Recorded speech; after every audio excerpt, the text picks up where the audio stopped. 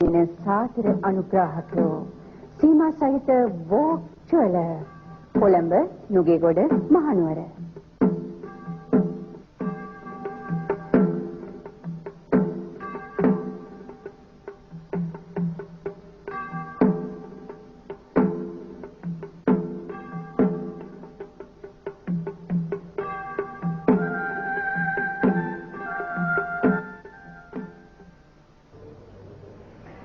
අයිබෝවන් ප්‍රේක්ෂක හිතවතුනි අපි සූදානම් වන්නේ නැන පහන සංවාදශීලී මාතෘකා මාලාවේ දෙවැනි වැඩසටහනට පිවිසෙන්නට.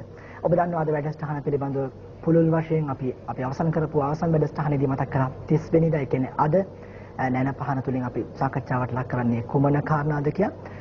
වැඩසටහන පිළිබඳව සහ අද වැඩසටහනේ මූලික කරුණු පිළිබඳව හඳුන්වා දෙන්නට කලින් මා කැමති ඉතාමත්ම කෙටි කාලයක් ලබා ගන්නට වැඩසටහනේ මූලික හරය පිළිබඳව අපි කතා බහ කරන්න. මොකද මේ වැඩසටහන පිළිබඳව ගත වුණු සතිය පුරාම විවිධ ජනමාධ්‍ය කතා බස් කොට තිබුණා. මේ වැඩසටහන පැවැත්වීමේ තිබෙන යෝග්‍යතාවය පිළිබඳව බොහෝ අය කතා බස් කොට තිබුණ නිසා අපි වගකීමක් වෙනවා ඒ කාරණා පිළිබඳව යම්කිසි දල මතක් කිරීමක් ආબોධ කිරීම ආරම්භයේදීම විශේෂයෙන්ම අපි බලාපොරොත්තු වෙන්නේ කිසිම ආකාරයකින් මේ වැඩසටහන තුළින් ಜಾති ભેදයක් හෝ ආගම් ભેදයක් හෝ ඇති කරන්නට කිසිම ආකාරයකින් එවැනි බලාපොරොත්තුවක් ඇති වෙන්නේ නැහැ. මොකද ජනමාධ්‍ය වලින් එවැනි වාර්තා පළ වේ තිබුණා පසුගිය ගතවුණු කාලය තුළම. ඉතින් අපි බලාපොරොත්තු වෙන්නේ ඔබ දන්නවා සිංහල ජනතාව සහ මුස්ලිම් ජනතාව අතර ඉතාමත්ම සුහදශීලී සම්බන්ධතාවයක් එදා සිට අද දක්වාම පැවතුණා. ඉතින් අපි බලාපොරොත්තු වෙන්නේ මේ වැඩසටහන තුළිනොත් ඒ සම්බන්ධතාවය තවදුරටත් පුළුල් මට්ටමකට ගෙනෙන්නට. යම් තැන්වල යම් විදිහක අඩුපාඩු නැත්නම් යම් තැන්වල යම් දෝෂ සහිත තැන් තිබෙනවා නම් ඒ තැන් නිවැරදි කරගන්නටයි බලාපොරොත්තු වෙන්නේ මේ වැඩසටහන තුළින්. ඉතින් බලාපොරොත්තු වෙනවා ඔබ අපිත් සමග අදත් මේ වැඩසටහන පුරාවටම සහභාගී වෙවි කියලා. අපේ ආරාධනාව මත ඔබට පේනවා ඇති සමහර විට මේ මා ළඟ තිබෙන ලිපි විශාල ප්‍රමාණයම දාබර ප්‍රේක්ෂක ඔබ මේ වැඩසටහන සඳහා යොමු කරපු ලිපි අති විශාල ප්‍රමාණයක් තිබෙනවා. ඉතින් අපි ස්තුතිවන්ත වෙනවා ඔබ සියලුම දෙනාට මේ ලිපි අපට එවීම පිළිබඳව. ඉතින් අද වැඩසටහන සඳහා අපි බොහොම ගෞරවයෙන් යුතුව ආරාධනා කොට තිබෙනවා අතිපූජ්‍ය ගංගොඩවිල සෝම ස්වාමීන් වහන්සේට මේ වැඩසටහන සඳහා වැඩම කරන්නට කියලා උන්වහන්සේ වැඩම කොට සිටිනවා. අපි බොහොම ගෞරවයෙන් යුතුව උන්වහන්සේ පිළිගන්නවා. ඒ වගේම අපි ආරාධනා කළා මේ වැඩසටහන සඳහා සහභාගී වන්නට කියලා වත්මන් පොදු ජන එක්සත් පෙරමුණු රජයේ වරාය පුනරුත්ථාපන සහ ප්‍රතිසංස්කරණ අමාත්‍ය මෙච්.එම්. අස්රෆ් මහත්මයාට එතුමාත් මේ සංවාද සඳහා පැමිණ තිබෙනවා. අපි බොහොම ගෞරවයෙන් යුතුව එතුමාත් පිළිගන්නවා.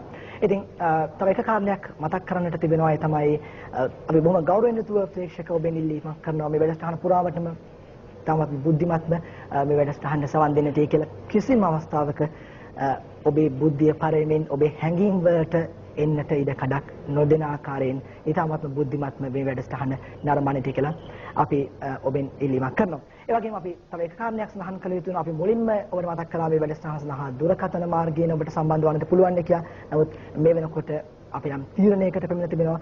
වරාය අමාත්‍ය මෙච්.එම්. අස්රෆ් මහත්මයා යම් කිසි ඉල්ලීමක් වශයෙන් ඉදිරිපත් කොට තිබෙනවා. චෝදනා රසක් ඉදිරිපත් කොට තිබෙනවා. ඒ චෝදනා ඉදිරිපත් කොට තිබෙන්නේ ගංගොඩවිල සෝම ස්වාමීන් වහන්සේ. ඒ නිසා උන්වහන්සේ ඉදිරිපත් කරන චෝදනාවලට උන්වහන්සේ ඉදිරිපත් කරන කාරණාවලට පිළිතුරු ලබා දුන්නාට පසුව තමයි මේ දුරකථන ඇමතුමක් තිබෙනවා නම් ඒ කියන්නේ ඔබේ ගැටලුවක් තිබෙනවා නම් ඒ ගැටලුව වලට දෙවනුවයි පිළිතුරු ලබා දෙන්නේ කියලා. ඒ නිසා අපි බොහොම කනගාටු වෙනවා මේ සංවාදයේදී ඔබට දුරකථන මාර්ගයෙන් අවස්ථාවක් ලබා දීමට නොහැකි වීම පිළිබඳව. යම් හේකින් අපිට කාලයක් ඉතුරු වුණොත් අපි බලාපොරොත්තු වෙනවා දුරකථන මාර්ගය ඔබට විවෘත කරන්නට. මම මුලින්ම ගරු ස්වාමීන් වහන්සේගෙන් විමසන්න කැමතියි අපි කාරණා කිහිපයක් පිළිබඳව පුළුල්ව සමාජයකට පිවිසෙන්නට කලින් අපි පසුගිය වැඩසටහන අවසන් කරනකොට බොහෝ කරුණු පිළිබඳව කතා බස් කොට තිබුණා. මම කැමතියි ඔබ වහන්සේගෙන් අපි දීඝවාපිය පිළිබඳව සහ බොහෝ ප්‍රශ්න පිළිබඳව තිබෙනවා කතා බස් කරන්නට. ඊට පෙර ආතු මම කැමතියි ඔබ වහන්සේ යම් අදහසක් පළ කරනවා නම් මේ රටේ සිංහල ජනතාව සහ මුස්ලිම් ජනතාව අතර තිබෙන අන්‍යෝන්‍ය සම්බන්ධතාවය පිළිබඳව සහ ඒ සම්බන්ධතාවයේ දීර්ඝ ගමන් කිරීම පිළිබඳව යම් අදහසක් පළ කරනවා නම්. ඔව් දැන් බොහෝ කාලයක සිට සිංහල මුස්ලිම් ජන කොටස් මේ රටේ බොහොම වරින් වර පොඩි ප්‍රශ්න ඇති වෙලා තියෙනවා. නමුත් සාමාන්‍යයෙන් කවුරුත් බොහොම සතුටින් ඉඳලා තියෙනවා ප්‍රශ්නයක් නැතුව. ඉතින් අවාසනාවකට වගේ සමහර විට පේන්න තියෙනවා අනාගතයේදී යම් ප්‍රශ්න ඇති වෙන්නට ඉඩ තියෙනවා කියලා. ඉතින් මේ වගේ අවස්ථාවකින් අපි බලාපොරොත්තු වෙන්නේ එවැනි ප්‍රශ්න ඇති නොවෙන්නට අනාගතය සකස් කරගෙන කටයුතු කරන්නේ කොහොමද කියන එකයි. මම කැමති අස්රෆ් මහත්මයා දැන් ඔබතුමා කොහොමද දකින්නේ දැන් දීර්ඝ කාලයක් ඉඳලා අද දක්වා සහ අපි හෙට පිළිබඳවත් බලනකොට මේ මුස්ලිම් ජනතාව සහ සිංහල ජනතාව අතර තිබෙන සම්බන්ධතාවය කොහොමද ඔබතුමා දකින්නේ? बिस्मिल्लाहिर्रहमानिर्रहीम මම සන්තෝෂ වෙනවා අද මේ සාකච්ඡාවට මට අවස්ථාව ලැබිච්ච නිසා මේ රටේ ඉතිහාසය බලනකොට සිංහල මුස්ලිම් සම්බන්ධකම වැඩිදුරට බොහෝ සුහඳවෙන් ඒන් තියෙනවා. මම කල්පනා කරන්නේ මේ රටේ ඉතිහාසයේ මුස්ලිම් ජනතාවගේ ඉතිහාසය බලනකොට කවදාවත් පිටරටේ ඉඳලා විදේශී බව මුස්ලිම් ජනතාව මේ රටට ආව නැහැ. සමහර අය මම හිතන්නේ වැඩි වශයෙන්ම බලනවා නම් අරාබි මිනිස්සු 100ක් හරි ආව නැහැ. ඒගොල්ලෝ ආපු වෙලාව ඒගොල්ලන්ගේ කාන්තාවත් එක්ක ආව නැහැ. ඇවිල්ලා කසාද බන්දේ සිංහල කාන්තාවත් එක්ක. එතන ඉඳලා ආරම්භ වෙනවා මුස්ලිම් ජනතාවගේ කතාව, ඉතිහාසය. ඒ කාලේ ඉඳලා අද වෙනකන් බොහෝ සන්තෝෂයෙන් බොහෝ සුහදතාවයෙන් තමයි සිංහල මුස්ලිම් සම්බන්ධකම තියෙනවා. ඒ නිසා අපේ ගරු අති ගෞරවනීය ස්වාමීන් වහන්සේගේ කතාවලින් සමහර කරුණවල් ඉදිරිපත් කරලා තිබුණා. මම හිතුවා ඒ කරුණ සම්බන්ධව කෙලිම ස්වාමීන් වහන්සේත් එක්ක වාඩි වෙලා කෙලිම අපි සාකච්ඡා කරුවොත් ඒ සම්බන්ධකම තවදුරට ශක්තිමත් කරන්න පුළුවන්. කඩා කප්පල් කරන්න නොවේ. ඒ නිසා අපි බලාපොරොත්තු වෙමු අද මේ සාකච්ඡාවෙන් තුල කොහොමද සිංහල මුස්ලිම් අර සම්බන්ධකම තවදුරට විස්තර කරන්න පුළුවන්, ශක්තිමත් කරන්න පුළුවන් බව අපි බලාපොරොත්තු වෙනවා. අපි සතුටු වෙනවා බෙහෙවින්ම මේ සංවාදයට සහභාගී වීම පිළිබඳව. මොකද මේ සංවාදයට සහභාගී වීම තුළින් අපිට හැකි වෙවි අද මේ වැඩසටහන අවසන් වෙනකොට මේ තිබෙන ප්‍රශ්න සහ ගැටලු පිළිබඳව පුළුල්ව කතා බහ කරලා යම්කිසි තීරණයකට සහ යම් සම්දිස්ථානයකට පැමිණෙන්න.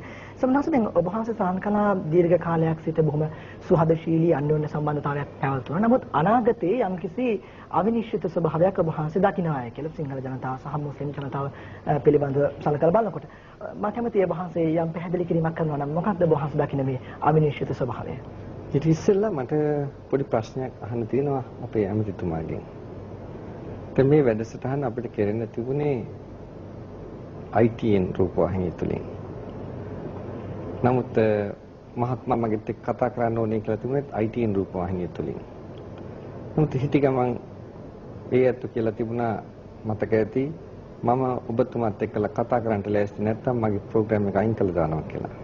කතා කරන්න කැමති නැත්නම් ඔබ දැනගත්තා මම කතා කරන්න කැමතියි කියලා.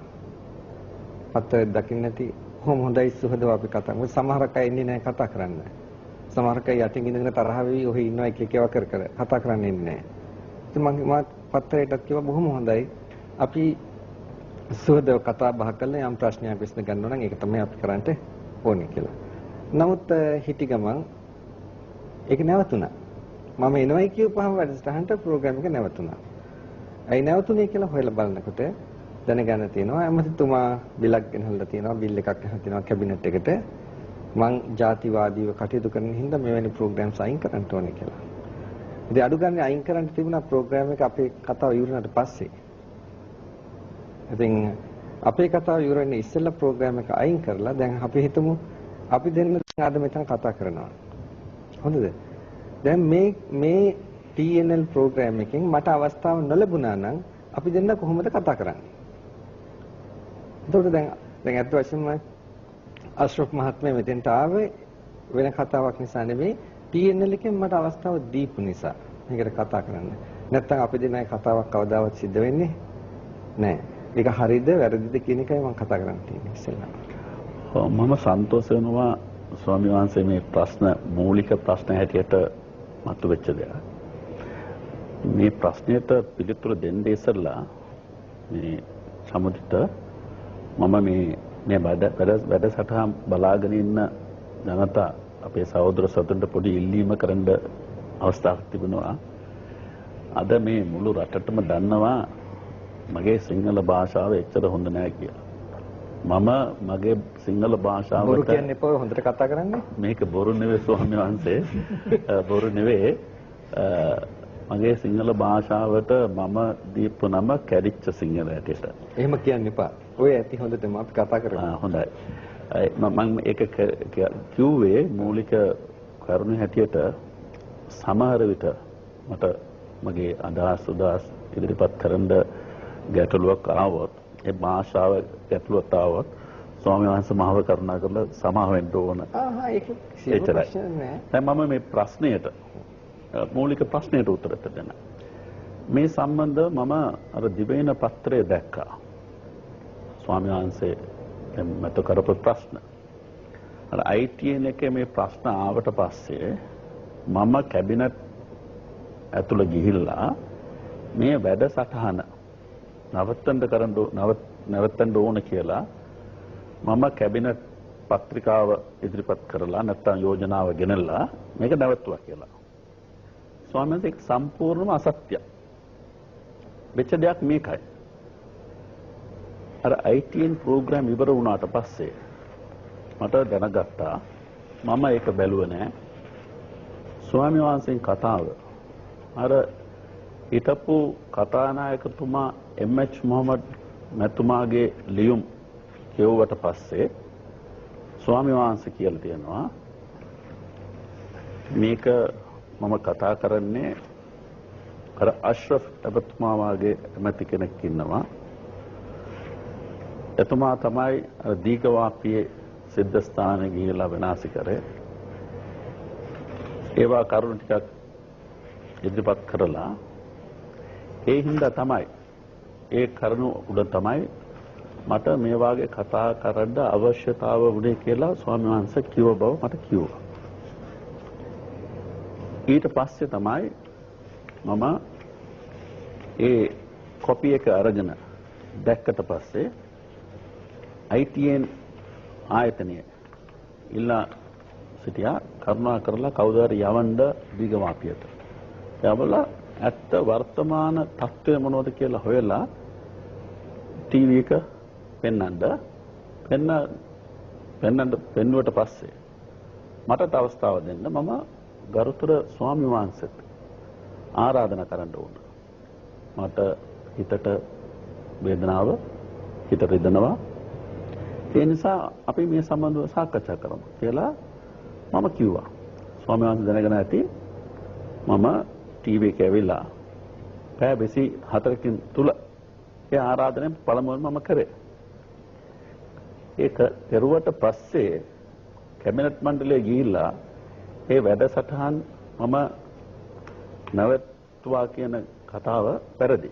හැබැයි මේක වුණේ මම කැබිනට් ගිහිල්ලා කිව්වා මේ වාගේ වැඩසටහන් එක ගියා මට විරුද්ධව දීඝවාපි සම්බන්ධව ස්වාමීන් වහන්සේ මේ චෝදනා කියන වචන පාවිච්චි කරන්න පුළුවන්ද මට දන්නේ නැහැ.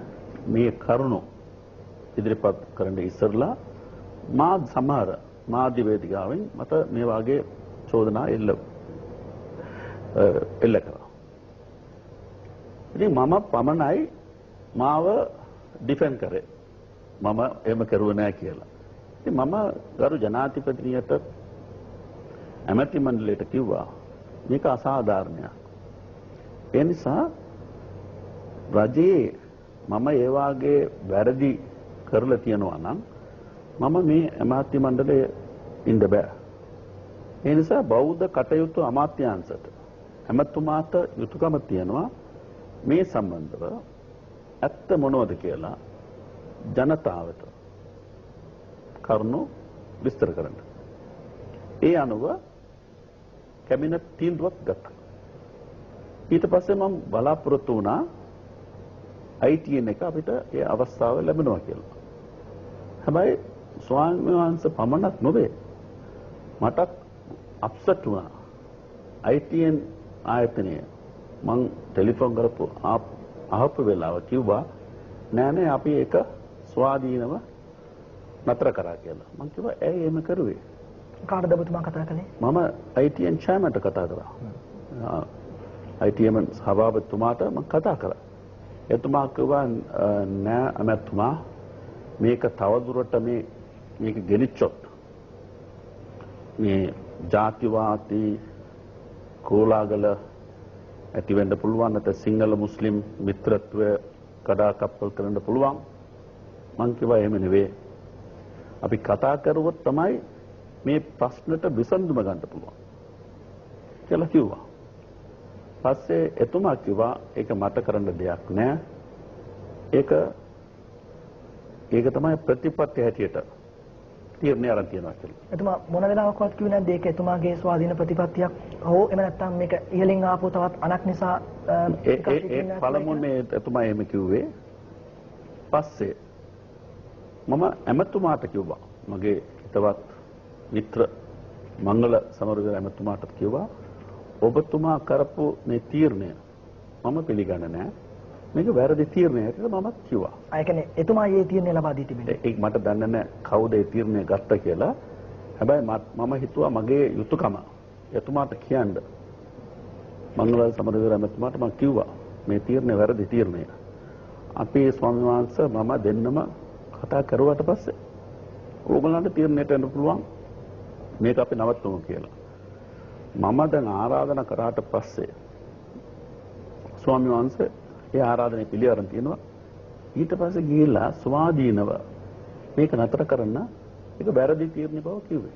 ඒ නිසා ස්වාමීන් වහන්සේ බෝවහන්සේගේ හිතන වාගේ තමයි හිතන විදිහට තමයි මමත් මේ සම්බන්ධව හිතනවා. හැබැයි මම ගිහිල්ලා මේක නැවතුවා කියලා කවුරුත් කියනවා නම් ඒක සම්පූර්ණ බොරුවක්.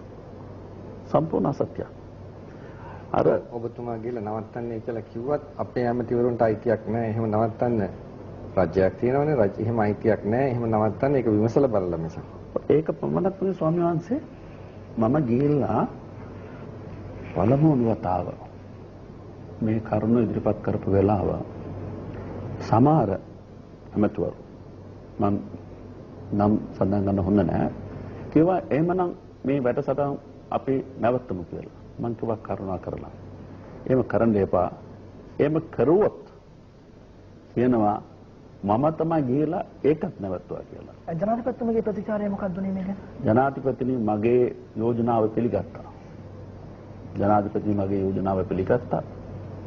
එතන හිටියා මගේ හොඳ මම පියාවාගේ සැලකන්න දරු අලෙවි මෝලාන එතුමාත් මට මගේ යෝජනාවට විස්තර කරා.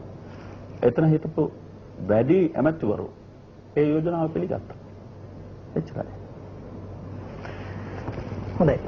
හැබැයි දැන් මම මේකෙන් අෂරෆ් ඇමතිතුමාත් එක්කලා කතා කරන්න විරුද්ධ වුණා නම් මං කිව්වා නම් ඒකෙනි මට ආරාධනා කරේ මට මේකෙන් කතා කරන්න උවමනාවක් නැහැ කියලා කතාවක් වෙන්නේ නැහැ. ඉතින් හොඳයි අපි මෙහෙම දැන් කතා කරන්න ටික අවස්ථාව ලැබිච්ච කෙනා. ඒක විතරක් නෙවෙයි ස්වාමීන් වහන්සේ අපි මම විශේෂයෙන්ම TNLට මගේ ස්තුතිය ප්‍රකාශ කරන්න ඕන.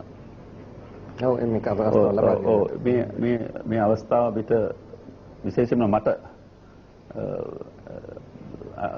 ලැබෙලා තියෙනවා TNLට ඒ වගේ ස්වාමීන් වහන්සේට මගේ ප්‍රණාමයේ ස්තුතිය මම ඉදිරිපත් කරනවා. හොඳයි. අපි ආරම්භ කරමු වැඩසටහන. දැන් ස්වාමීන් වහන්සේ මූලික වශයෙන් විග්‍රහයේදී අදහස් කරපු කාරණාවකින් මම කැමැති මා කලින් ඉදිරිපත් කරපු ප්‍රශ්නේම වැඩසටහන ආරම්භ කරන්නට වහන්සේ කිව්වා මේ අනාගතයේ දේශ බලනකොට යම්කිසි අවිනිශ්චිත ස්වභාවයක් වහන්සේ දකිනවා මේ දැන් තාමත්ම සුහදශීලී සම්බන්ධතාවයක් තිබුණාට සිංහල ජනතාව සහ මුස්ලිම් ජනතාව අතර කියලා මම කැමැති වහන්සේ විග්‍රහ කරනවා නම් මොකක්ද වහන්සේ දකින්නේ අවිනිශ්චිත ස්වභාවය?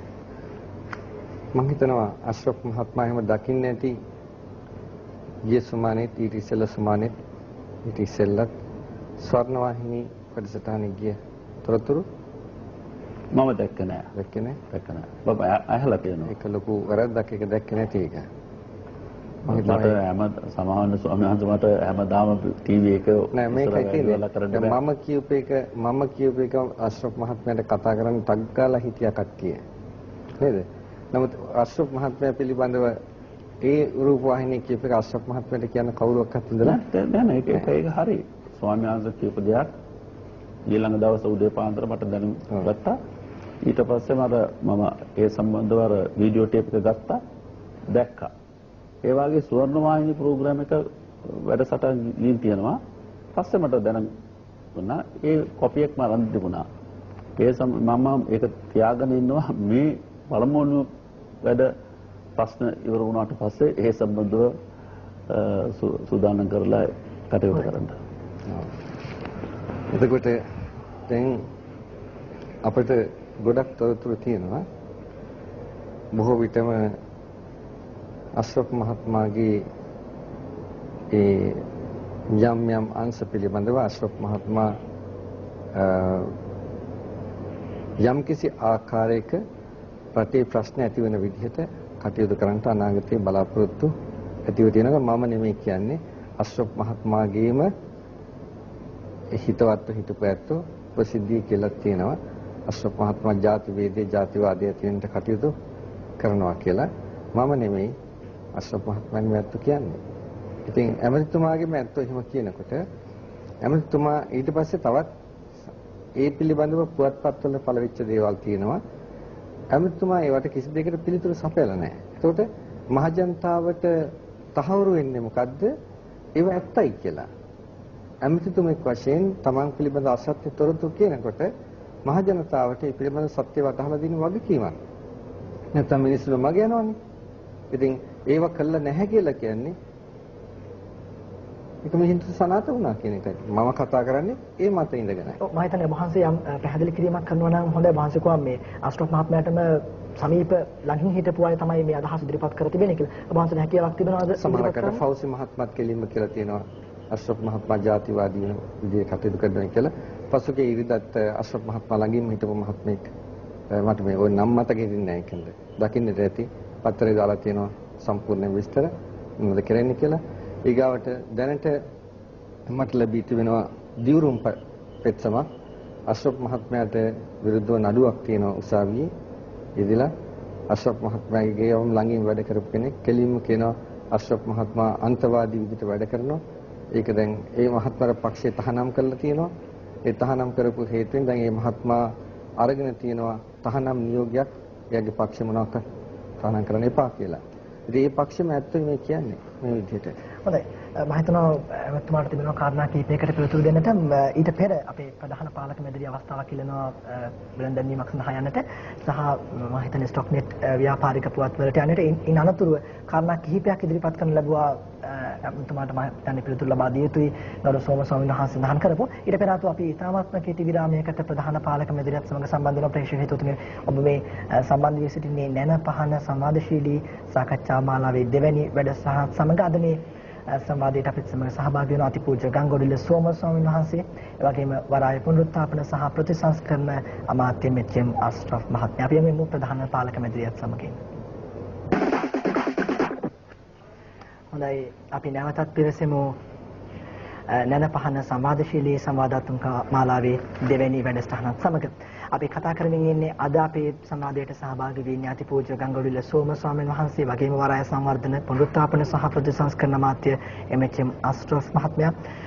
අපි ඔබට මූලික වශයෙන්ම වැඩසටහන ආරම්භයේදී මතක් කරපු කාරණයක් තිබෙනවා නැවත දැනුම් දීමක් කරන්නට. මොකද අපි පසුගිය සතිය පුරාම දැනුම් දීමක් කළා ඔබට නැන පහන පළමු සංවාදාත්මක වැඩසටහනේදී සම්බන්ධ වන ආකාරයෙන් දුරකථනයෙන් අපිත් සමග සම්බන්ධ වෙලා කතා බහ කරන්නට අවස්ථාවක් තිබෙනවායි කියා. නමුත් වරාය සංවර්ධන අමාත්‍ය මෙච්.එම්. අශ්රෆ් මහත්මයා අකමැත්ත පළ කළා දුරකථනයෙන් එන දුරකථන ඇමතුම් වලට පිළිතුරු දීම. මොකද එතුමා හේතුවක් විදිහට සඳහන් කරපු කාරණාවක් තමයි මේ ගත වෙන කාලය තුළ මුලින්ම ප්‍රමුඛත්වයේදී උත්තේ ගරු ස්වාමීන් වහන්සේ සඳහන් කරපු ඉදිරිපත් කරපු කාරණාවලට පිළිතුරක් ලබා දීමයි කියලා. ඉතින් අනතුරුව තමයි ප්‍රේක්ෂක ඔබෙන් එන අතුරු ප්‍රශ්නාවලියකට යමු යුත්තේ කියලා. ඉතින් ඒ නිසා එම අදහසට ගරු කිරීමක් වශයෙන් අපි තාවකාලිකව දුරකථන ඇමතුම් නතර කොට තිබෙනවා. ඒ නිසා දුරකථන ඇමතුම් ඔබ අතිවිශාල දුරකථන ඇමතුම් ප්‍රමාණයක් මේ වෙනකොට අපිට ලබා දීගෙන තිබෙනවා අපේ සියලුම දුරකථන අංක වෙත. ඉතින් අපි බොහොම කනගාටු වෙනවා ඔබ දෙන දුරකථන ඇමතුම් සජීවීව අපිට සම්බන්ධ කරගන්නට නොහැකිවීම පිළිබඳව. එතුමා අපි වැඩසටහන නතර කරපු වෙලාවේ ප්‍රධාන පාලක මැදිරිය වෙත යවන්නට කලින් ගරු ස්වාමීන් වහන්සේ කාරණා කිහිපයක් ඉදිරිපත් කළා. ඔබතුමා සම්බන්ධයෙන් මම කැමති එකින් එක ඒ කාරණා පිළිබඳව මූලික වශයෙන් අදහස් කිහිපයක් ඉදිරිපත් කරනවා නම් අපේ විෂයපතේට අයිති වෙන කරුණු කිහිපයක් තිබෙනවා දීගවාපිය. ඒ හැරනකොට ගරු ස්වාමීන් වහන්සේ අවසන් වැඩසටහනේදී ඉදිරිපත් කරපු කාරණා කිහිපයක්. මොනවාද ඔබතුමාට දෙන්න අදහස්? මම සන්තෝෂ වෙනවා නැවත ගරුතර ස්වාමීන් වහන්සේට මම ස්තුති ප්‍රකාශ කරන්න කැමතියි. මම මේ සාකච්ඡාවට එන වෙලාව මේ මොහොතකින් මම මගේ හිතට ගොඩක් බෙදලා තිබුණා. හැබැයි ස්වාමීන් වහන්සේගේ ප්‍රශ්න අහුවට පස්සේ මගේ හිත තිබුණ දුක විද සියලුම නැති වුණා දැන්. ස්වාමීන් වහන්සේ තුන් පාර දැන් කිව්වා මම නෙවෙයි පිට කියන්නේ. මම නෙවෙයි කියන්නේ මේ පත්‍රයේ තියෙනවා පෞසි මාත්‍යා කියලා තනවා. අමතුමාගේ පක්ෂයේ හිටපු එක්කෙනෙක් දැන් කියලා තියෙනවා. දියුරින් පෙත්සමේ කියලා තියෙනවා. අමතුමාට විරුද්ධව නඩුවක් පැවරලා තියෙනවා. ඒ නිසා තමයි මම කියන්නේ මම නෙවෙයි කියන්නේ කියලා ස්වාමීන් වහන්සේ කිව්වා. මට තිබුණ වේදනාව ස්වාමීන් වහන්සේ මේ තීරණයට ආවද කියලා තිබුණ වේදනාව පමණක්. මම පළමුවන දවසේ ITN එකේ ඒක දැක්කට පස්සේ මම හිතුවා මේ ගරුතර ස්වාමීන් වහන්සේ මට විරුද්ධව මොනාරි තොරතුරු දැනගෙන තියනවා නම් හොයලා තියනවා නම් මට කතා කරුවට පස්සේ තීන්දුවට එන්න තිබුණා. ඒ නැතිව කවුද කොතනෝ කියපු කරුණවල් මාධ්‍ය වේදිකාව තුල කියනකොට කරුණු තේරුම් ගන්න බැරි වැඩි ජනතාව කරකැවීමට වෙන්න පුළුවන්. ඒක නම් හිතන්න පුළුවන් නෑ මේ අමතුමා අන්ධවාද කෙනෙක් තමයි වාගේ. තව එක ස්වාමීන් වහන්සේ මට ඇහුවා ප්‍රශ්න පත්‍ර වලින් තොරතුරු එනකොට මම උත්තර දෙන්නේ නැහැ. ඒක ඇත්ත. මම උත්තර දෙන්නේ නැහැ. ඒකට කාරණයක් තියෙනවා. ඒ කාරණය මම දැන් විස්තර කරනවා. දැන් මම මගේ ජීවිතයේ මම මුස්ලිම් ආගමේ අදාළ කෙනෙක්. හැබැයි මුස්ලිම් ඉස්ලාම් ආගමේ අදාළ විදියට මම හැමදාම බෞද්ධ ආගම සම්බන්ධව විශේෂයෙන්ම බුදුරජාණන් වහන්සේගේ මඟ පෙන්වීම මම බලනවා. මේ බුදුරජාණන් වහන්සේ කාලාම සූත්‍රයෙන් අද ගෙනාවා මතක තියෙනවා මගේ සාක්කුවෙන් තියෙනවා කාලාම සූත්‍ර. මේ කාලාම සූත්‍රයෙන් බුදුරජාණන් වහන්සේ කියලා තියෙනවා කවුරුත් මොනවද කියනවා නිසා අපි පිළිගන්න අවශ්‍ය නැහැ. ඒක වැරදි නම් ස්වාමීන් වහන්සේ නිවැරදි කරලා දෙන්න ඕන මට. ඒක පමණක් නෙවෙයි බුදුරජාණන් වහන්සේ කියලා තියෙනවා මම කියන නිසා ඒක පිළිගන්නත් එපා. ස්වාධීනව විමසීම කරලා හොයලා තීරණයට එන්න කියලා තමයි මේ කාලාම සූත්‍රයේ තියෙනවා. ඒ හැටිය මම මේ මාධ්‍ය වේදී සම්බන්ධව කියන්න ඕන ස්වාමීන් වහන්සේගේ ප්‍රශ්න කරා. ඇයි එමතුමා පත්‍රයෙන් චෝදනාවලට කරුණු වලට උත්තර දෙන්නේ නැහැ කියලා. ඉස්සර මම උත්තර දුන්නා. හැබැයි ඒක දැන් නැවතලා තියෙනවා. ඒකට කාරණය සමහර පත්‍රවලින් කරුණු දන්නේ නැති තත්වයේ උඩ වැරදීම මොනවාරි ලිව්වොත් ඒක අපේ හරිකස් කරන්න පුළුවන්. හැබැයි අද දේශපාලන බලනකොට සමහර අය කොහොම හරි අසත්‍ය කරුණු ලියන්න ඕන කියලා හැමදාම ලියනවා. අද අපේ රටේ පත්‍ර බලනකොට මම හිතන්නේ දවසකට භාෂා 3 බලනකොට අඩු වශයෙන්ම 15ක් පත්‍රේ තියෙනවා. දිනපතා පත්‍රේ තියෙනවා. හැමදාම උදේ පාන්දර නැගිටලා පත්‍ර කියවලා මේ පත්‍රේ මා සම්බන්ධව මොනවද කියලා තියෙනවා අනිත් පත්‍රේ මොනවද කියලා බලලා සියලු කරුණු වලට උත්තර දෙන්න බෑ. ඒක කාරණය. දෙවැනි කාරණය තමයි මම ඉස්රා මුස්ලිම් කොංග්‍රස් පක්ෂයේ හේතු වෙච්ච කාලේ දැන් අවුරුදු 15 ඉස්සරහ ඉඳලා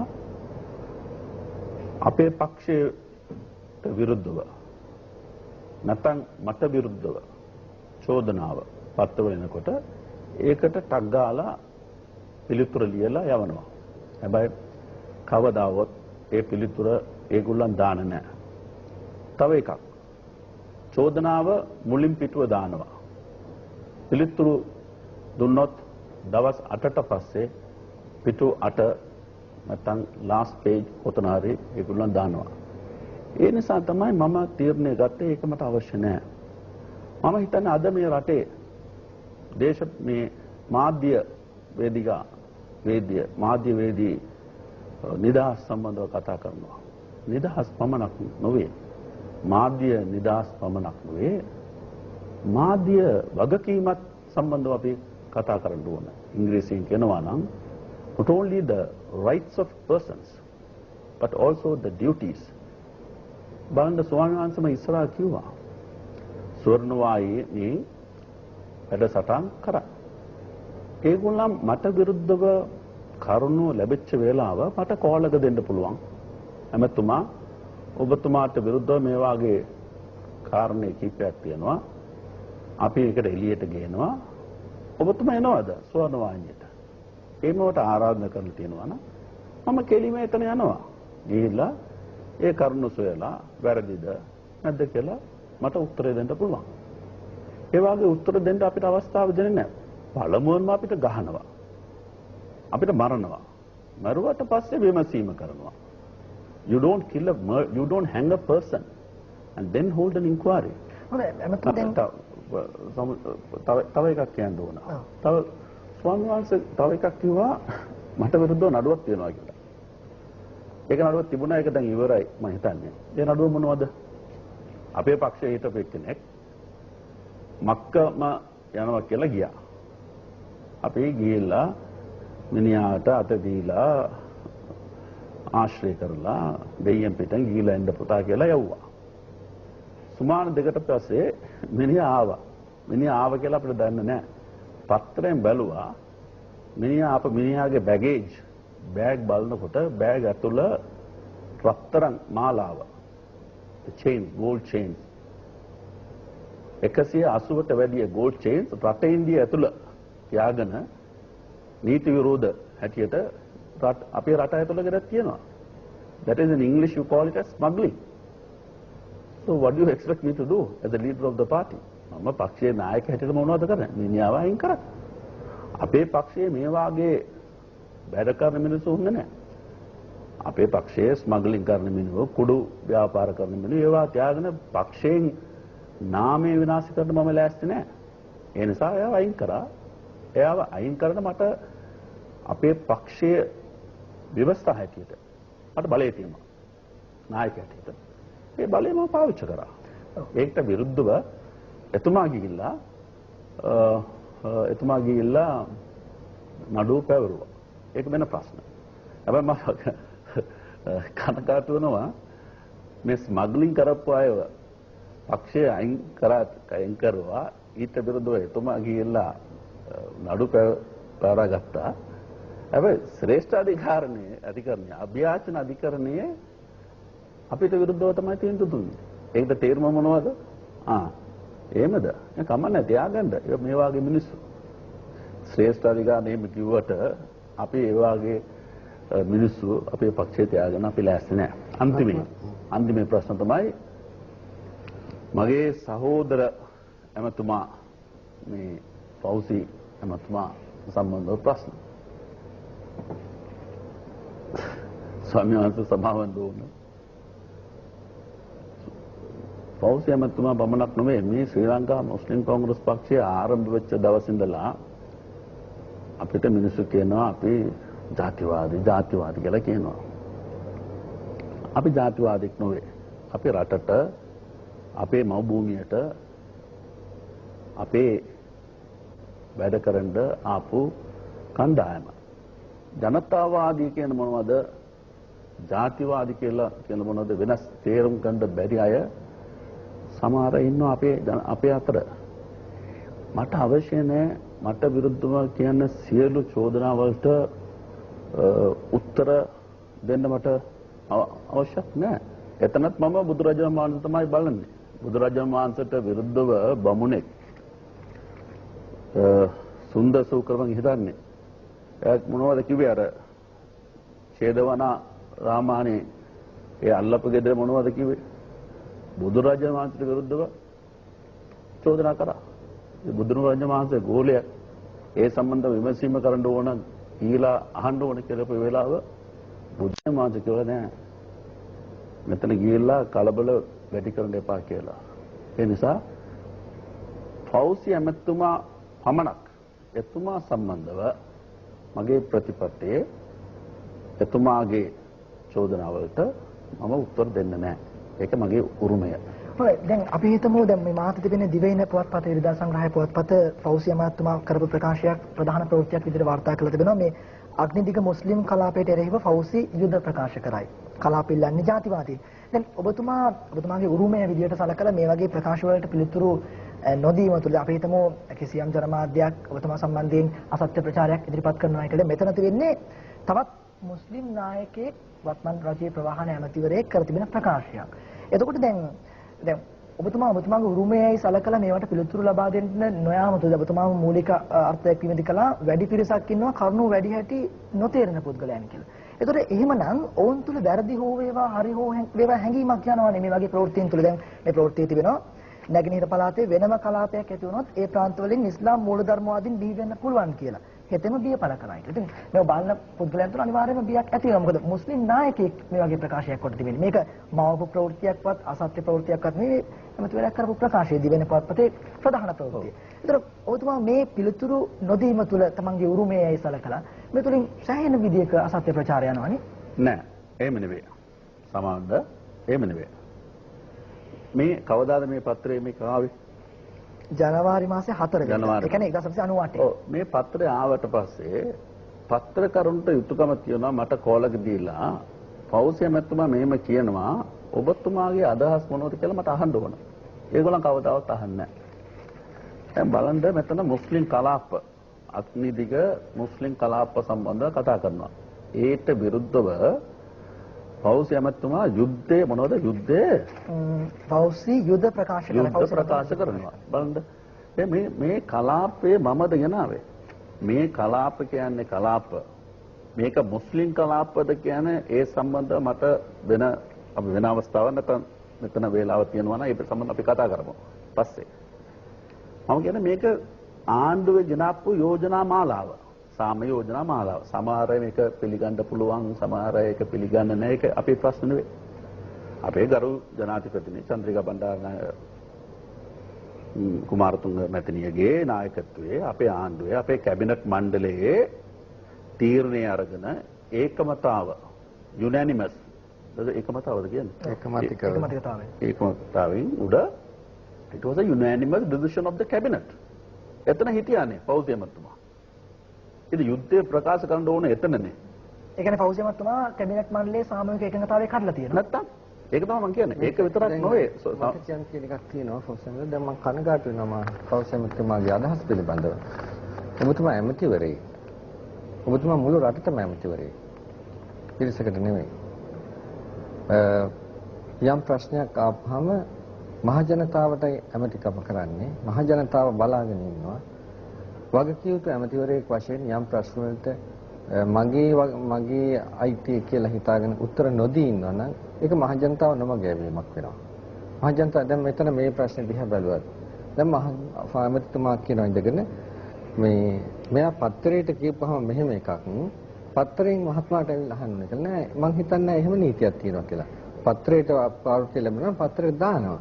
මහත්මයාට තියෙන්නේ පත්‍රයට දැම්මට පස්සේ ඒක හරියද වැරදිද කියලා පත්‍රයට උත්තරයක් දෙන එකයි. එහෙමයි. ඔව්. එහෙමයි ස්වාමී. එතකොට අනිත් පැත්තෙන් බලනකොට දැන් මහත්මා කාලාම සූත්‍රය මමත් හොඳට කාලාම සූත්‍රය දන්නවා. නේ? ඒක දැනගෙන මමත් මේ නිකන් කිව්වේ නෑ. මට එන තොරතුරු මං හොඳට විමසලා තමයි මම කිව්වේ නැත්තම් මම ඇමතිවරයෙක් ගැනයි මම කියන්නේ. මම ඒක නොදන්නා නෙවෙයි. ඒක නිසා මමත් ඒව හොයලා බලලා තමයි මම කිව්වේ. ඉතින් සමහරක් ඒවා දැන් ඇමතිවරයෙක් මහත්මයා මම මේ සාමාන්‍ය පුරවැසියෙක්. එහෙම තේරෙනවද සමහරවන්ද? සාමාන්‍ය ඇමතිතුමාත් පුරවැසියෙක් තමයි. මමත් මේ පුරවැසියෙක්. හැබැයි රජයට සම්බන්ධ රජය ඇතුලේ ඉන්න කෙනෙක් මහත්මයා. ඒ තත්ත්වය මහත්මයා අමතක කරලා තියෙනවා. දැන් මම තොරතුරු අරගෙන තියෙනවා රජයේ රහස් සංවිධාන තුලින්. ඒව රජයේ වාර්තා තියෙනවා. ඒ රජයේ වාර්තා වලින් මම අරගෙන කියලා තියෙන්නේ. ඉතින් ඒ වාර්තා අවශ්‍ය නම් මම ගාවතන මම මේවා ඉදිරිපත් කරන්නේ නැහැ. මොකද මේවා ජනමාධ්‍ය රජයට ඕන නම් කොහොමද ඔබතුමා කිව්වේ කියලා මම ලෑස්ති ඒවා ඉදිරිපත් කරන්නට. ඒක හොඳයි. ඒ නිසායි මම කිව්වේ මේක මෙහෙම වෙලා තියෙන පත්‍රවල තිබිච්ච මම ඒකයි. ඒ රජ්‍ය ඒ වාර්තාත් එක්කලා අපිටම රහස්සුත්තු සේවාවෙන් රජයට ඉදිරිපත් කරලා තියෙන වාර්තා තියෙනවා. ඒ ඉදිරිපත් කරපු වාර්තා පුවත්පත්වල තියෙනවා. ඒ පුවත්පත්වල තියෙනවා ඒකයි මම පුවත්පතේ ගෙනාවේ. මම අරක ගෙනාවේ නැහැ. මොකද මහත්මයා මෙතන නැහැනේ. කොහොමද මම ඒක ගෙන්නේ නැහැ කිසිම විදිහකින් මම ලෑස්ති නැහැ. මට ඒ තොරතුරු මොකද මම දන්නවා සමාජයේ ස්වභාවය, රජයේ ස්වභාවය, දේශපාලනයේ ස්වභාවය මම දන්නවා. දන්නවා මිනිස්සුන්ට හිංසා කරනවා. මිනිස්සුන්ගෙන් පලි ගන්නවා. ඒකට එහෙම අවස්ථාවකදී මට පුළුවන් කමක් නැහැ මට ලැබිච්ච තොරතුරු මොනවාද කොහෙන්ද ලැබුණේ කියලා කියන්නට. ඉතින් කවුරු හරි කියනවා නම් හරි කිසිම ඒත් පොරොන්දු දුන්නත් පොරොන්දු ඉෂ්ට වෙන්නේ නැහැ. දැන් මගෙන් ගන්න කල් කියාවේ හරි ඔබතුමා කියන්න අපි මොකක්වත් කරන්නේ නැහැ කියලා. ගත්තට පස්සේ අර මිනිස්සු මොනවා වෙයිද? දන්නේ නැහැ. ඒ වගේ පසුබිමක් තියෙන්නේ. නමුත් රජයට ඕන නම් රජයේ ගාව මේවා තියෙනවා. රජයේ හොයලා බලන්න පුළුවන්. මේ කිසිම දේවල්. ඉතින් මම හොයලා බලලායි මම කියලා තියෙන්නේ.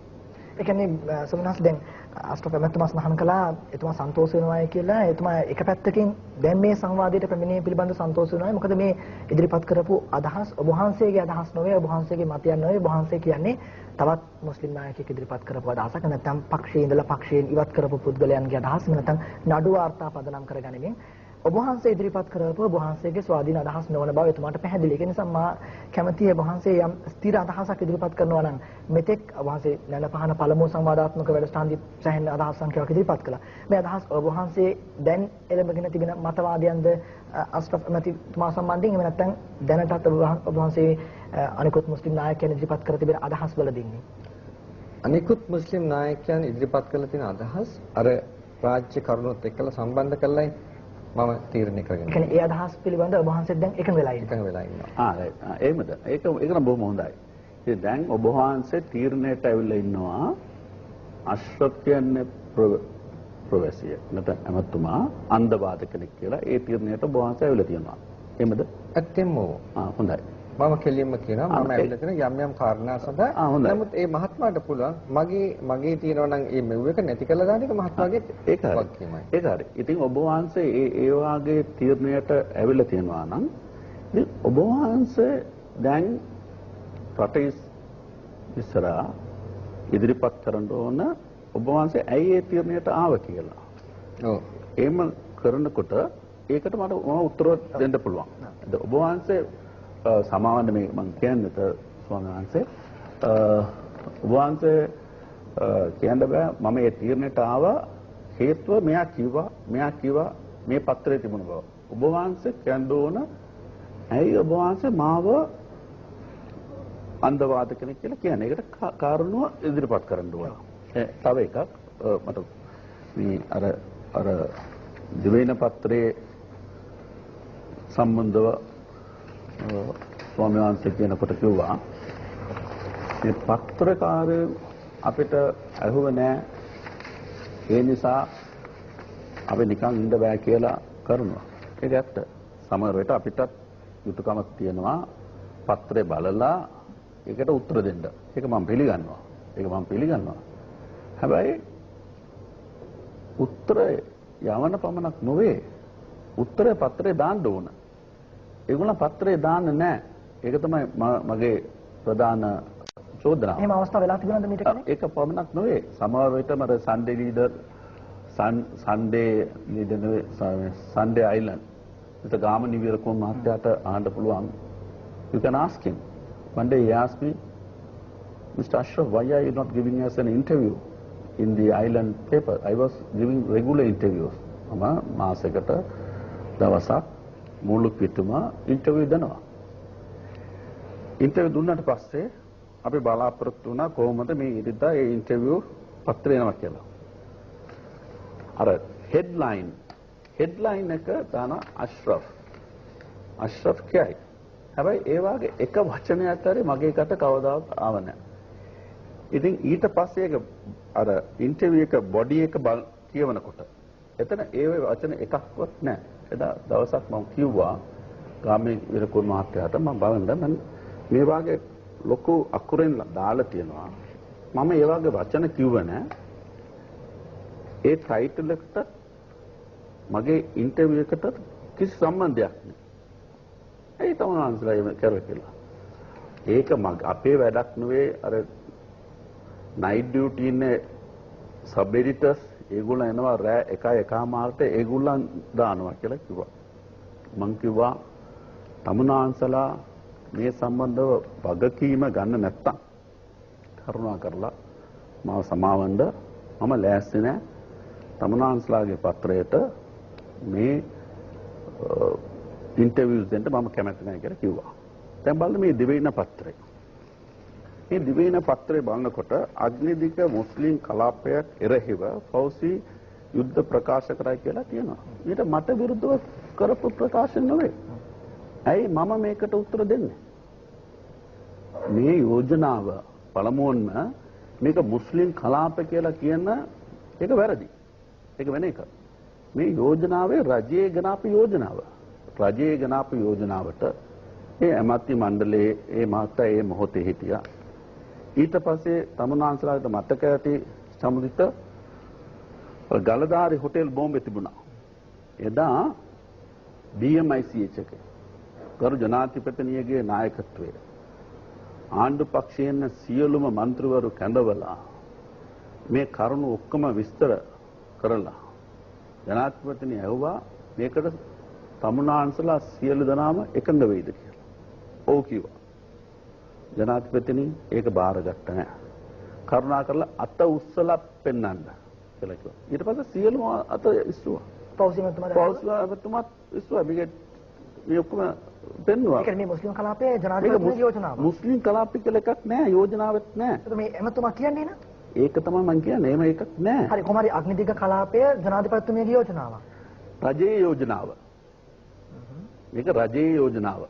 රජයේ යෝජනාව කියනකොට රජයේ ඉන්න සියලු ඇමතිවරු മന്ത്രിවරු අපේ සියලු දෙනාම එකට එකඟ වුණා. හරිද? එහෙම ගත්තත් මේ චෝදනාව එතුමාට, ඒ කියන්නේ ෆෞසි එතුමා වගේම ඔබතුමා ඇතුළු ජනාධිපතිතුමා ඇතුළු සමස්ත රජයටම එල්ල කරනවා ජාතිවාදීන් කියලා. මොකද ඔක්කොම ලතෝස්සලා එකඟ වෙලා තිබෙනවා මේ කලාපය පිටුවීම. ඒක තමයි මම කියන්නේ. ඒ නිසා මේකට උත්තර දෙන්න යුතුයකම මගේ යුතුයකම නෙවෙයි. ඇයි මේකට උත්තර දුන්න නැහැ කියලා මට නෙමෙයි මේ ප්‍රශ්න අහන්න ඕන. සමහර විට වෙන ඇමතිවරුන්ට මේ යෝජනා ගෙනාපුවන ඇමතිවරුන්ට මේ උත්තර දෙන්න ඕන. මේක මගේ වැඩ නෙවෙයි. හොඳයි. සම්මාසයෙන් තියෙනවා මට අහන්න. මේ ඔබතුමා කියලා තියෙනවා ඔබගේ ආණ්ඩුව කාලේ පීඩියා දයාරත්න ඇමතිවරයා තමයි සිංහල මිනිස්සු ගෙන්නලා දීඝවාපිය පදිංචි කරවලා මේ ප්‍රශ්නේ ඇති කළේ. අද එයා මේ ප්‍රශ්නය දුරදිග ගෙනියන්න හදනවා. සිංහල ජාතිවාදයක් ආවොත් මුස්ලිම්වරු LTT සංවිධානයත් එක්ක අත්වැල් වෙන ගනින්. එතකොට පැය 48කින් වෙනම රාජ්‍යයක් කරගන්න එක ප්‍රශ්නයක් නෑ. මම කිව්වේ නෑ. ඔබතුමා මෙහෙමයි කියන්නේ මේවා මේ කවුද ලිව්වේ මේ ලිව්වේ තියෙන්නේ. මේක විපක්ෂ නායකතුමත් එක්කලයි ඔබතුමා කියලා තියෙන්නේ. නෑ නෑ ඒ කාරණේ මට පොඩ්ඩක් බලන්න පුළුවන් සෝනා. 96 මම පොඩ්ඩක් බලන්න පුළුවන්ද? හොඳයි මම හිතන්නේ එතුමා මේ කාරණාව බලන කලින් දැන් එතුමා ඉදිරිපත් කරා බොහොන්සරි යම් කිසි කාරණාවක් එතුමා ජාතිවාදී එතුමා අන්තවාදී කියලා ඉදිරිපත් කළ තියෙන චෝදනාවලට මේක මගේ පළමුවන්ම මේක මගේ කතාව නෙවෙයි. මගේ කතාව නෙවෙයි. කවුදෝ මේක ආටිකල් එකක් ලියලා තියෙනවා. ඒ ආටිකල් එකේ මොනවද ලියලා තියෙනවද මට දන්නේ නැහැ. හැබැයි මම කවදාවත් මේ වගේ වචන පාවිච්චි කරන්නේ කතා කරුවත් නැහැ. පෞද්ගලික මට්ටමේ සාකච්ඡා මගේ ජීවිතයේ පෞද්ගලික එජෙන්ඩා විවෘත එජෙන්ඩා කියලා වෙනසක් නැහැ. හරි පුදුමයි ඒක. ඔව් එහෙම තමයි. ඒක තමයි මේ එහෙම තමයි මගේ ජීවිතේ ප්‍රශ්න වෙලා තියෙන්නේ. දැන් මේ ඔක්කොම කියනකොට හැමතිස්සෙම අමතුමා කියන්නේ මේ ඔක්කොම නෑ මම කියලා නෑ. එතකොට අපිට එහෙනම් කතා කරන්න දෙයක්වත් නෑ. මොකක්ද? ඉතින් ස්වාමීන් වහන්සේ ඉතින් ඇත්තමයි දැන් කියන දැන් මම මේක අහනවා. ඉතින් මම ඕක කියන්න ඕනද? ඕක කියන්නේ දැන් ඕක කියන්න ඕනේ කියන්නේ දැන් මේවා ස්වාමීන් වහන්සේ දැන් ඔබතුමාට මේ වගේ දේවල් තියෙනකොට ඔබතුමන්ලා දැනගන්න ඕනේ එහෙම දෙයක් නෑ කියලා. දැන් මම කියලා නෑ එහෙම දෙයක් කෙනෙක් කියන්නේ. ස්වාමීන් වහන්සේ මම කිව්වා කලින් ඔබතුමා කියලා තියෙනවා කියලා කලින් ඒකෙදි වතාවේදී ඔබතුමා මේක ආණ්ඩුවත් එක්කලා ඉන්න බැරිනොත් මම ගිහිල්ලා ප්‍රභාකරන් කෙනෙක් වෙනවා කියලා හිතේ. නෑ ඒක කවුද? ඔබතුමා කල්මුණේදී කියපු කතාවක වාර්තාවක් දාලා තියෙන්නේ. මම කවදා ඒකේ NIB එකෙන් දීලා තියෙන වාර්තාවක්. ස්වාමි වහන්සේ ඉතින් ඒ වාර්තාවලුත් ඔබතුමා නැහැ කියනවා. ඉතින් ඒක නීතියත් එක්කලා තමයි පසුදු කරන්නේ. ස්වාමි වහන්සේ මේක තමයි මම කියන්නේ. දැන් සමාවෙන්ද? කරුණාකර සමාවෙන්ද? මම කියන්නේ දැන් කවුදෝ මා සම්බන්ධව ලියලා තියෙනවා. හරිද? කවුරු හරි ලියන්න එපා. ඔව් කවුද ලියන්න ඕනයි. ඒක හරි.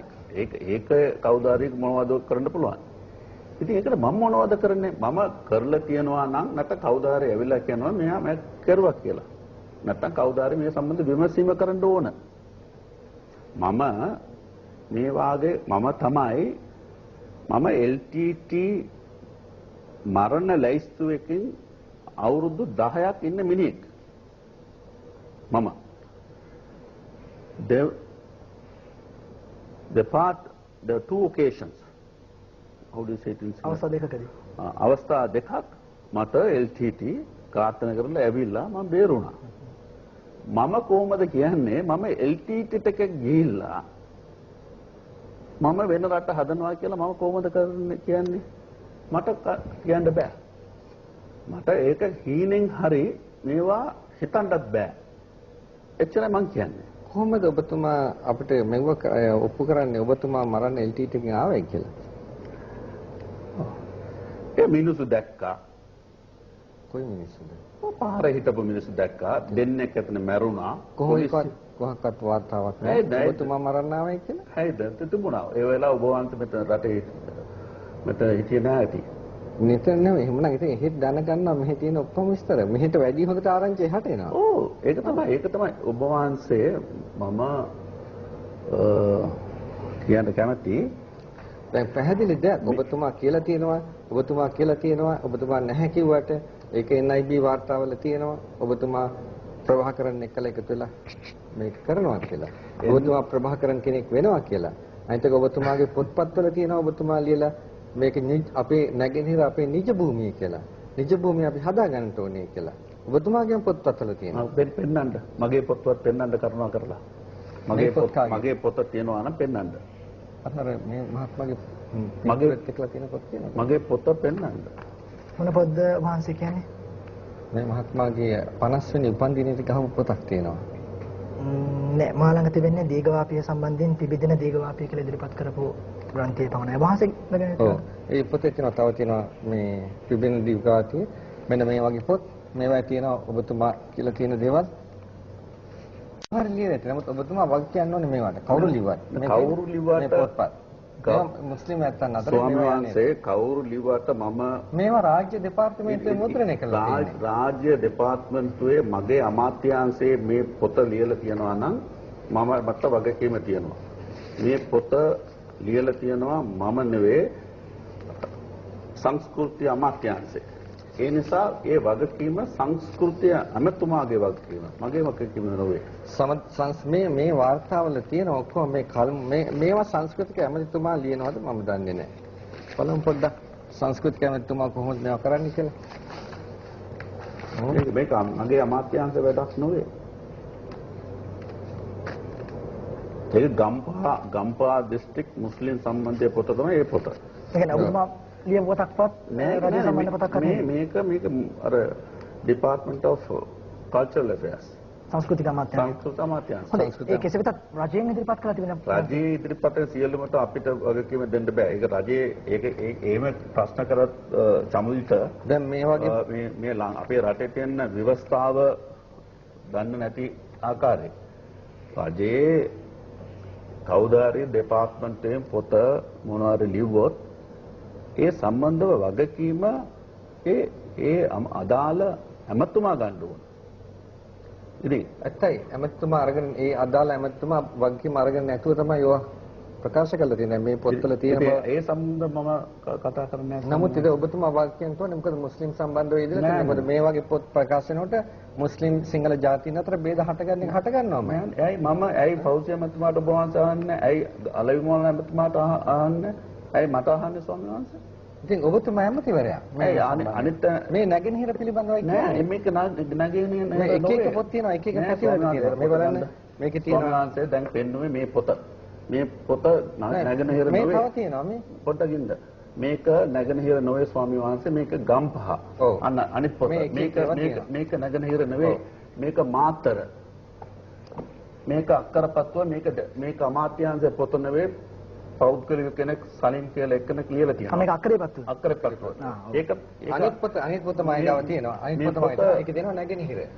ඔබ වහන්සේ රැගෙන තිබුණා. ඉතින් මේවා සිංහල පොතක කවුදෝ ලියපු පොතට මම මොනවද කරන්නේ? කවුදෝ ලිව්වට හරියන්නේ නැහැ. කවුදෝ ලිව්වන ඉතින් මේවා ඇත්ත වශයෙන්ම ඇමතිවරයෙක් වශයෙන් පාර්ලිමේන්තුවේ මේක මේ වගේ දේවල් පිට වෙනකොට වග කියන්නට ඕනේ. ලිස්සල යන්න පුළුවන් කමක් නැහැ. නෑ ස්වාමීන් වහන්සේ කරුණාකරලා සමාවෙන්න මේ පොත රජයෙන් නිකුත් කරන පොත නම් රජයේ ඒ අදාළ ඇමතුමා වගකීම ගන්න ඕන. හැමදාම මේ රටේ මිනිස්සු පෞද්ගලික පොත් ලියනවා. පෞද්ගලික ලියන පොතට කොහොමද ස්වාමීන් වහන්සේ ඇමතුමා වගකීම ගන්න? ඇමතුමාගේ නමින් පොත ලියලත් නැති නිසා ඇමතුමාට නිදහසට කාරණා තියෙන බව අපි දන්නවා. ඒක ප්‍රශ්නයක් නැහැ. නමුත් මේ පොත ලියනකොට මේ රටේ ප්‍රශ්න ඇති වෙනවා. ඒක ඇමතිවරයෙක් වශයෙන් ඒක වාක් කියන්නේ. ඔබතුමාට දැනගන්න ලැබිලා තිබෙනවද මුස්ලිම් ජනතාවට හෝ නැත්නම් අනිකුත් ජන කොටස් වලට කිසියම් සිස්පිදීමක් ඇති වෙන ආකාරයෙන් නැත්නම් ඔබතුමා ප්‍රකාශ කළාය කියලා වැරදි චිත්‍රයක් මවාපාන ආකාරය යම් කිසි දේවල් රජයේ අමාත්‍යාංශ මට්ටමින් නිකුත් කරලා පොත්පත්වල තියෙනවා ඒක දැනගන්න ලැබිලා තියෙනවා. මට අද වෙනකන් නැහැ. කවුරුවක්වත් අඩු ගානේ ඔබතුමාගේ මාධ්‍ය උපදේශක නෑ කවුරුත් කිව්වේ නැහැ. ඉතින් අපි කොහොමද කතා කරන්නේ? ඒ කියන්නේ ස්වාමීන් වහන්සේ ආයත් මාව කරුණාකරලා සමාවෙන්න ස්වාමීන් වහන්සේ තමයි මට විරුද්ධව චෝදන එල්ලන්නේ. ඒ නිසා චෝදන පමණක් නෙවෙයි තීරණය දීලා ඉවරයි. ඒ නිසා ස්වාමීන් වහන්සේ the burden is අමතුමාගේ පළාතේ නැද්ද සිංහල ඉස්කෝල මොනවාක? සිංහල ඉස්කෝල අම්පාර පැත්තේ එහෙම පුත්තලම් පැත්තේ එහෙම මම පුත්තලම් නෙවෙයි. නෑ මං කියන අමතුමා මුළු රටටම ඉන්න ඇමතිවරයෙක්නේ. ඔව්. හොඳයි. දැන් බලන්න ඇමතුමාගේ මෙන්න මේ දීලා ඇමතුමා විසින් දීලා තියෙනවා අනුමැති දීලා තියෙනවා මේ පදේවට කියන්නේ අපි ශිෂ්‍යත්ව වලට. මේ ශිෂ්‍යත්වධාරීන කොහොම ඉන්නේ? මුස්ලිම් මැත්තෝ. එකම සිංහල ළමයි එකක් නෑ මේවා. ඒතර මුස්ලිම් මැත්තෝ විතරද සුදුසු නෙමෙයි ශිෂ්‍යත්ව වලට. ඔව් ඒකට උත්තර දෙන්න පුළුවන්. ඔව් ඒක හොඳ ප්‍රශ්න. මේ ශිෂ්‍යත්වයේ ස්වාමීන් වහන්සේ අපේ අමාත්‍යාංශයෙන් වෙනුවෙන් දෙන ශිෂ්‍යත්වය ස්කෝලර්ෂිප් මේක දෙන්නේ අනාථ කඳවුළු ඉන්න ළමයින්ට විදිෂ්ඨ ළමයින්ට දෙන ශිෂ්‍යත්වය. එතන අනාථ කඳවුළු ඉන්න ළමයින්ගේ අතර 99% ඉන්නේ මුස්ලිම් ළමයි. ඒක තමයි යථාර්ථය. ඒ කියන්නේ 100ක් ඉන්නවා අන ජාතිකයන්ට. එක්කෙනෙක් දෙන්නෙක් ඉන්න පුළුවන්. මේ අනාථ කඳවුරු ළමයි නෙමෙයි මේ ළමයිගේ ඇඩ්‍රසස් තියෙනවා මෙතන. ඒ සියලුම අනාථ කඳවුරු ඉන්න නෑ මේ තියෙන ඇඩ්‍රසස් ඔක්කොම මේකේ තියෙනවා. ස්වාමීන් වහන්සේ ළමයින්ගේ. සියලුම අනාථ කඳවුරු ඉන්න ජනතාව. මට පොඩ්ඩක් බලන්න පුළුවන්ද?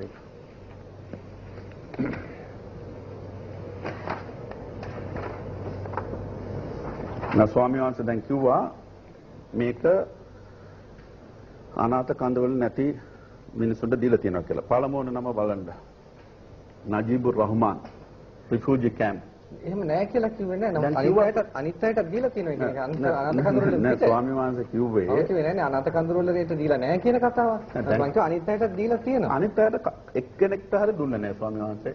ඒක පමණක් නෙවෙයි ස්වාමීන් වහන්සේ දැනගන්න ඕන මේ ශිෂ්‍යත්වය දෙනකොට අපේ අමාත්‍යාංශයේ මම නෙවෙයි දෙන්නේ. අපේ ප්‍රතිපත්ති හදනවා අමාත්‍ය මණ්ඩලය. පස්සේ මේ ක්‍රියාත්මක කරන වැඩ ඔක්කොම කරන නිලධාරිවරු. ඇප්ලිකේෂන් එක තියන්න ඕන. ඒ පාසලේ විදුහල්පතිතුමාගේ නිර්දේශනය අවශ්‍යයි. ඊට පස්සේ ග්‍රාම සේවක නිලධාරිගේ නිර්දේශනය අවශ්‍යයි. ප්‍රාදේශීය ලේකම්තුමාගේ නිර්දේශනය අවශ්‍යයි. ඒ ඔක්කොම සුදුසුකම් අවශ්‍යයි. ඒවා ආවට පස්සේ තමයි මේක දෙන්නේ.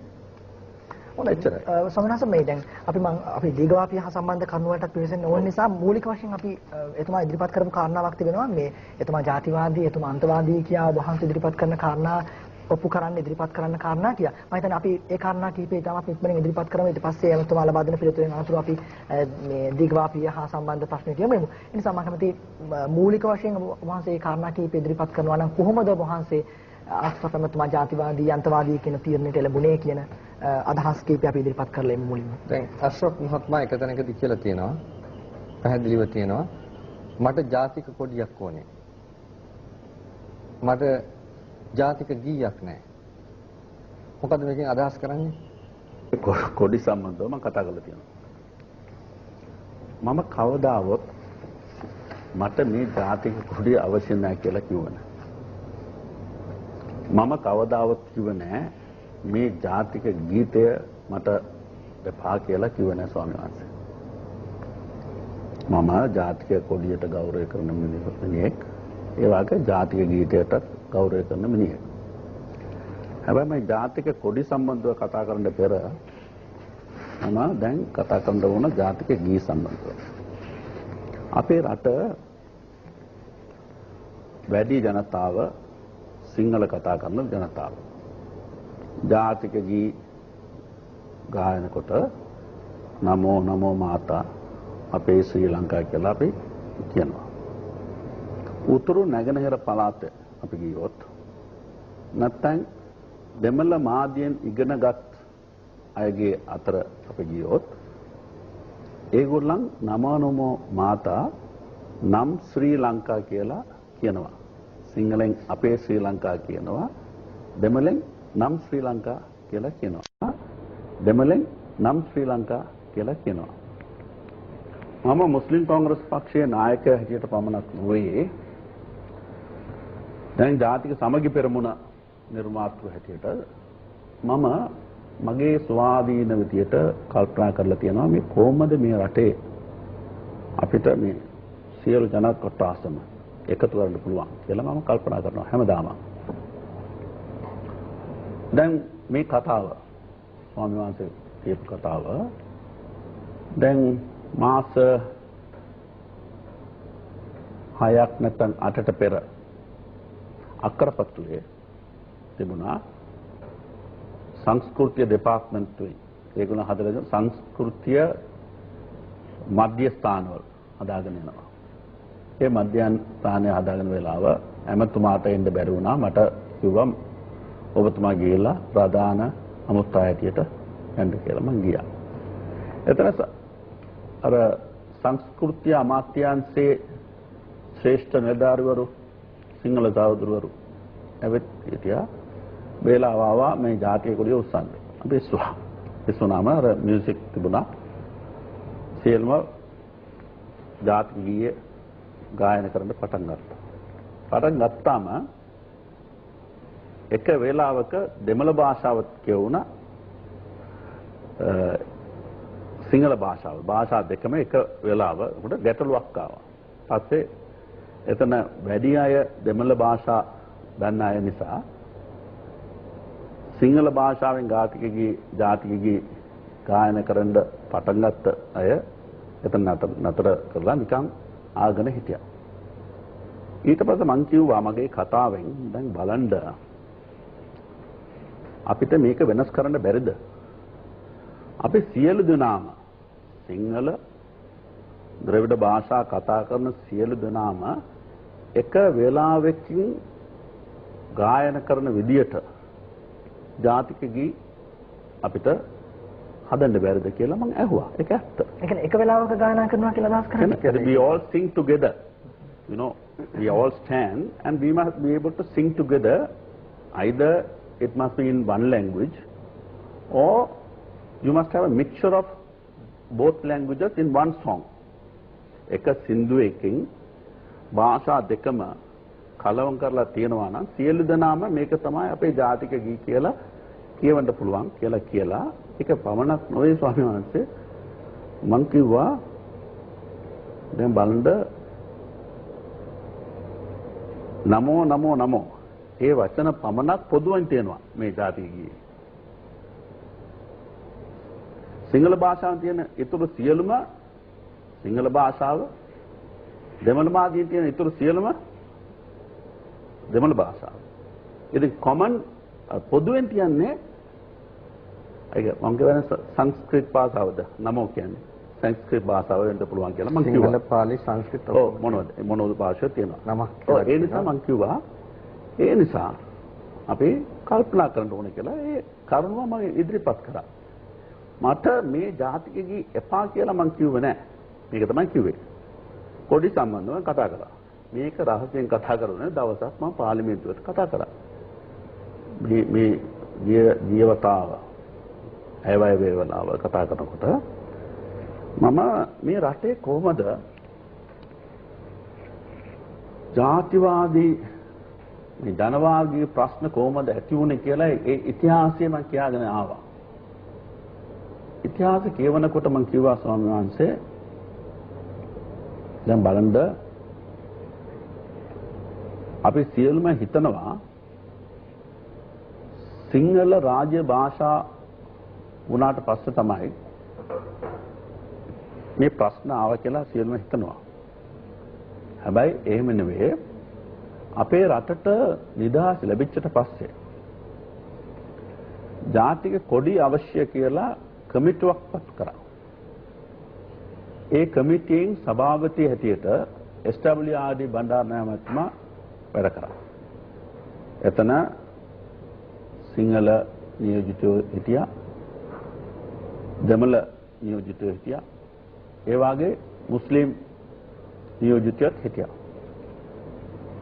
ඒ ජාතික කොඩිය කොහොමද තියෙන්න ඕනේ කියලා මේ අදහස් පත්‍රිකා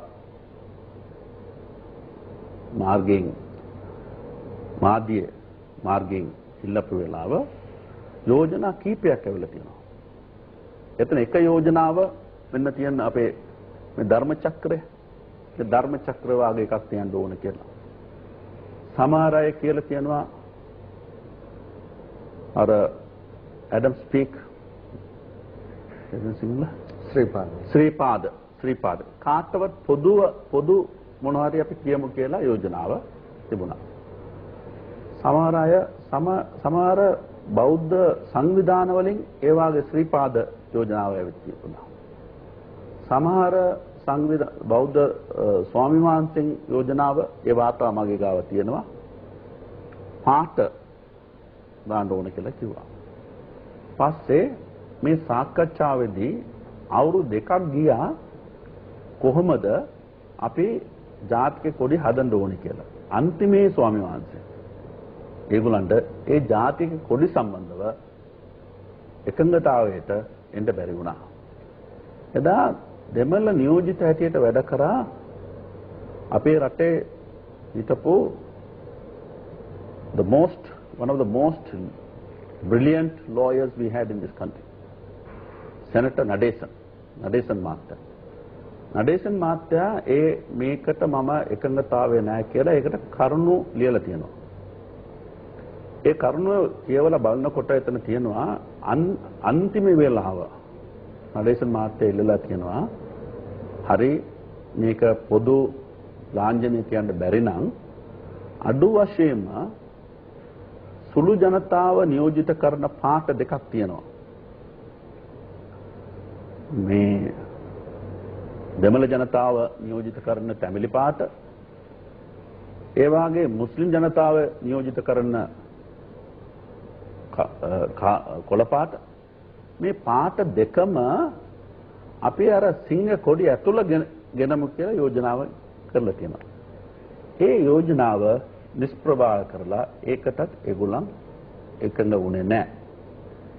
ඒ නිසා නඩේස මහත්තයා කියලා තියෙනවා මේ පොඩි ඉල්ලීම මේ පාට දෙකම කොඩි ඇතුළ ගේන්න කියලා ඒ යෝජනාව ඕගොල්ලන්ට ඇතුල් කරන්න බැරි නම් මම මේකට අස්සම් කරන්න බෑ කියලා එදාම අර ඩිවිෂන් එදාම පටන් ගත්තා.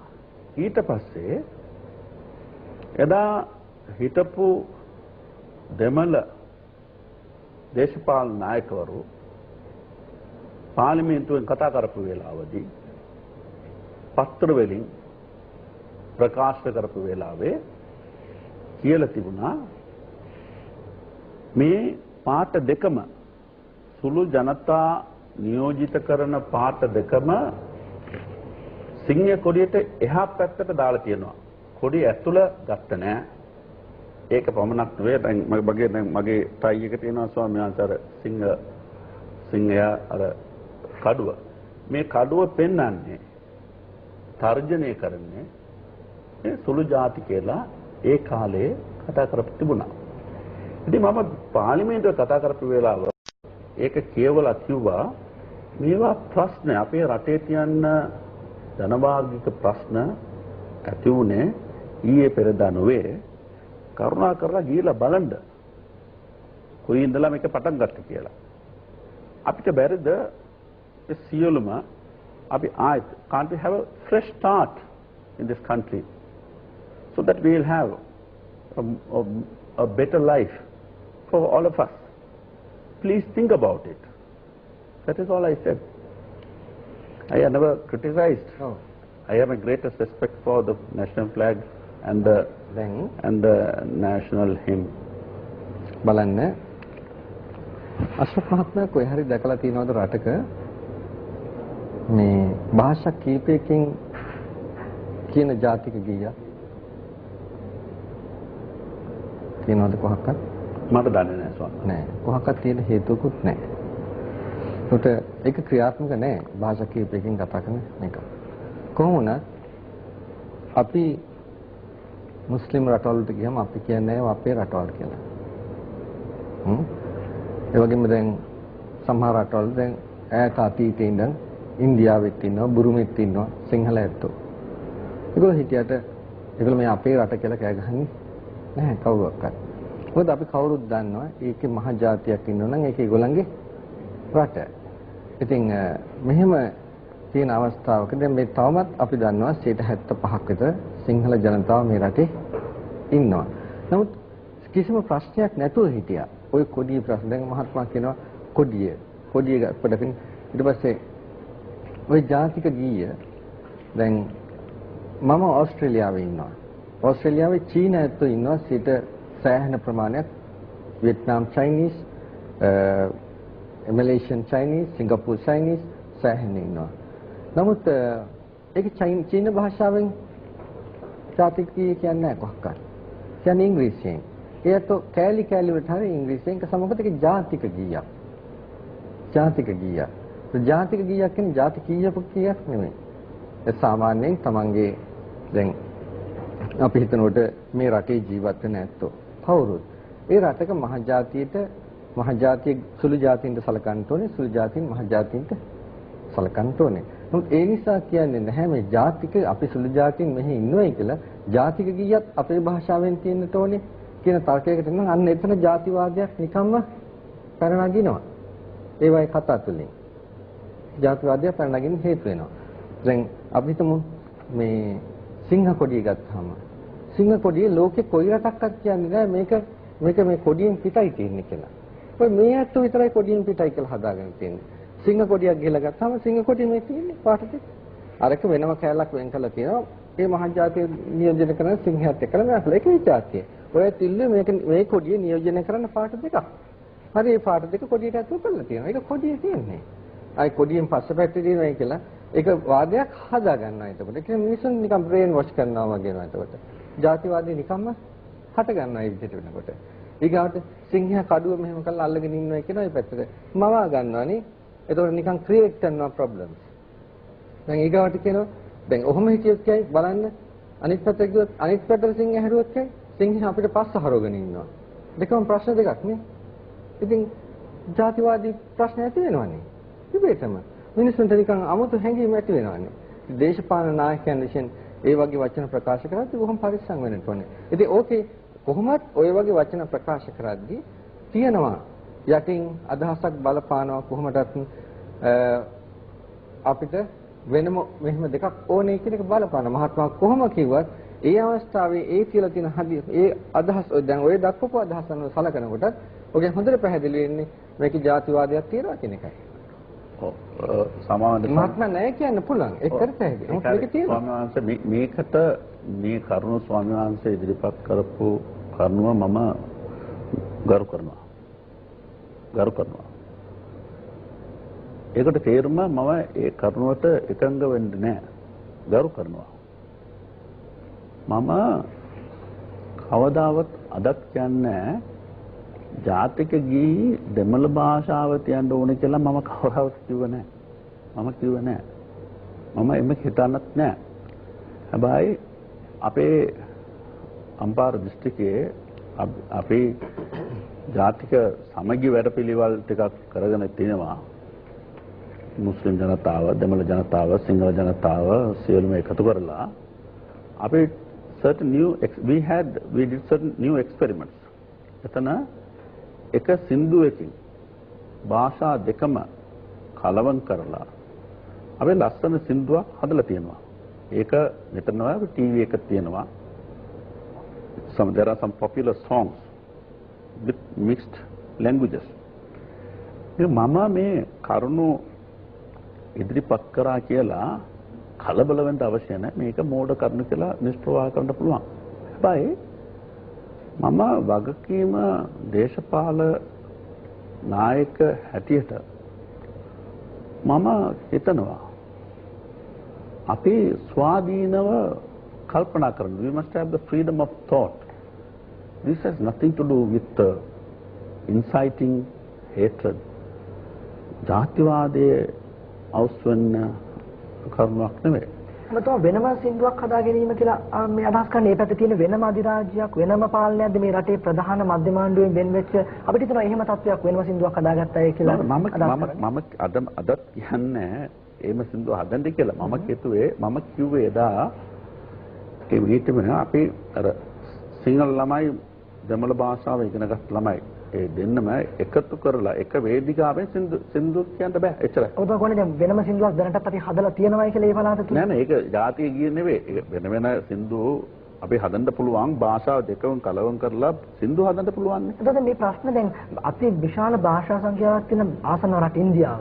ඉන්දියාව වගේ රටවල් වල මේ ඇයි මේ ප්‍රශ්නේ පැන නගිලා නැත්තේ තාමත් මේ ඔවුන් පැහැදිලිව කිසිම ජාතික ගීය පිළිබඳ අර්බුදයක් ගැටලුවක් නැතුව ඔවුන් ගමන් කරන්නේ කොහොමද මීට වඩා භාෂා සංඛ්‍යාවක් තියෙද්දි ඒ වගේ රටවල් ලංකාවේ විතරක් ඒක තමයි ඉන්දියාදී මේ වගේ ප්‍රශ්නයක් ඇති වෙන්නේ. ඒක තමයි මම කියන්නේ ලංකාව දැන් අපිට නිදහස් ලැබෙලා අවුරුදු 50ක ඉවරයිනේ 51 වර්ෂය.